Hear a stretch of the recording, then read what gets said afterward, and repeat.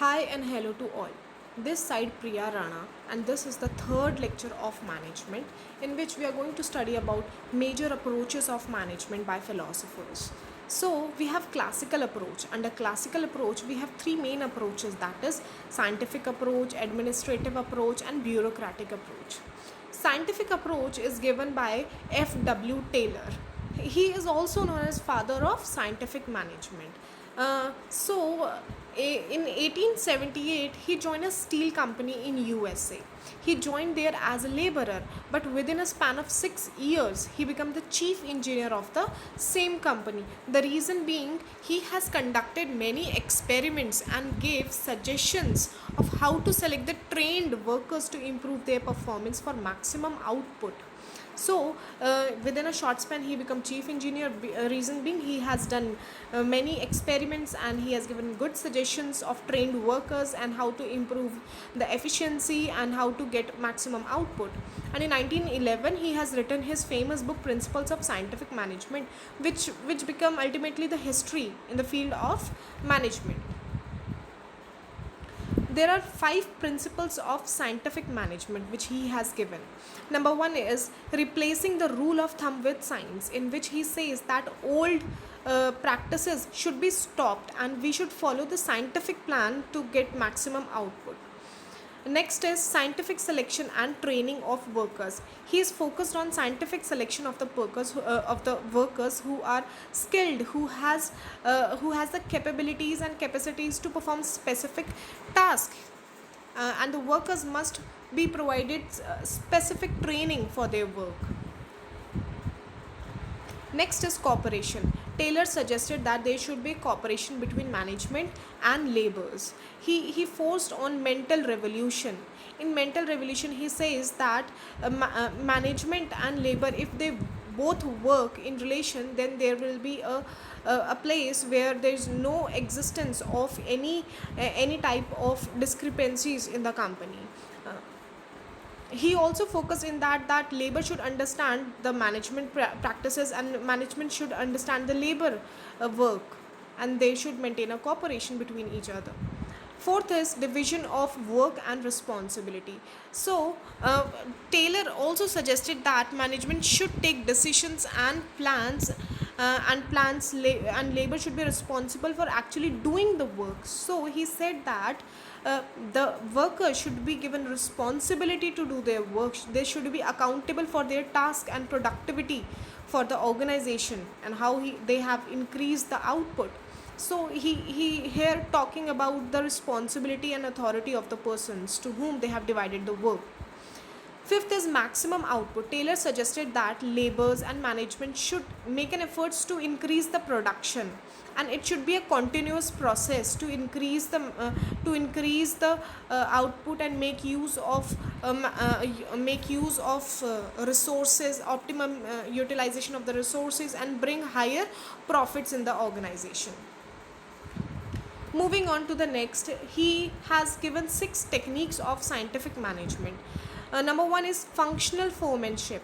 In functional foremanship, he has talked about 2 things, that is planning department and production department. So in planning department, he talked about route clerk, in which he lays down the sequence of the work of the operations to be done. And the second is instruction code clerk, in which he drafts the instructions for the workers. Number 3 is time and cost clerk, in which he has set the schedule to do the work. Fourth is disciplinarian, in which he makes rules and regulations for the workers. And in production department, there are 4 things, that is speed boss. In speed boss, what he used to do is he guarantees the work should be done in proper timings. In gang boss, he tries to ensure that machines and equipments are fit for production or not. And in repair boss, he tries to make sure that the machines and the work and the operational things, they are, if they need any repair in them or not. And the inspector, he checks out the quality of the product, is it good or not. Next is scientific study of work. In scientific study of work, he lays down focus on method study, motion study, time study, and fatigue study. So he tries to find out the proper methods to do the work.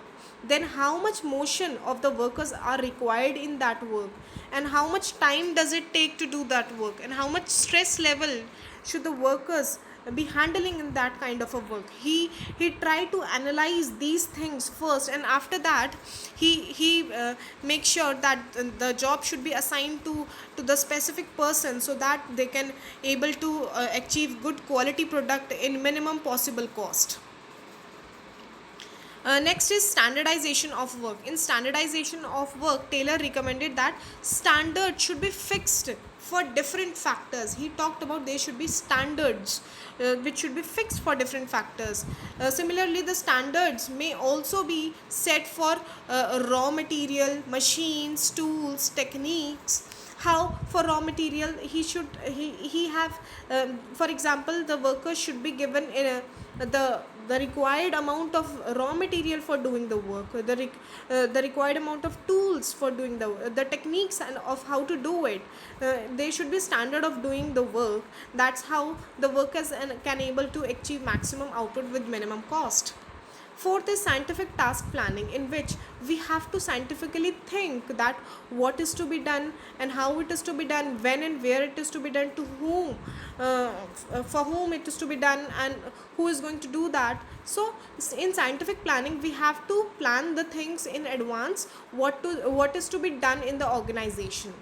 Next is differential wage system. In differential wage system, higher wages should be paid to the workers. Higher wages should be paid to the workers who are able to produce maximum standards, and lower wages should be given to the workers who are giving minimum standards of work to the organization.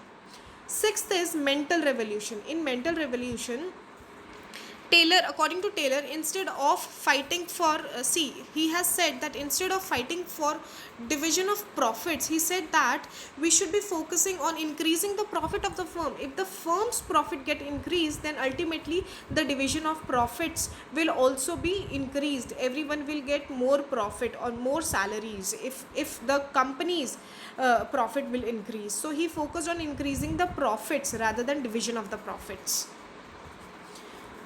So we have done scientific approach of management, and now we are going to do bureaucratic management, which is given by Max Weber. So Max Weber is a German social scientist. So basically what he talked about is bureaucratic type of power is the ideal one. He is kind of authoritative person. So he talked about bureaucratic type of power. Next, the features the features of his approach is division of work. He said that there should be proper division of work among the workers. Next is hierarchy of authority. He said that there should be a ranking of various positions from descending order, from top to bottom. So he talked about the hierarchy of authority. Third is system of rules. Bureaucratic management is based on proper rules and regulations, because he is kind of authoritative kind of a person. He is bureaucratic type of a person. He talks about division of positions. Fourth is impersonal relationship. He talked about that there should be he has said that official positions are free from personal involvement and emotions. So he talked about relationship among individuals are governed through the system of official authority and rules. So he does not have place for involvement of emotions and sentiments. He talked about official authority and rules. In the fifth point, he talked about official record. He said that proper official record should be maintained in the organization. So in my next video, we are going to study about Fayol principles.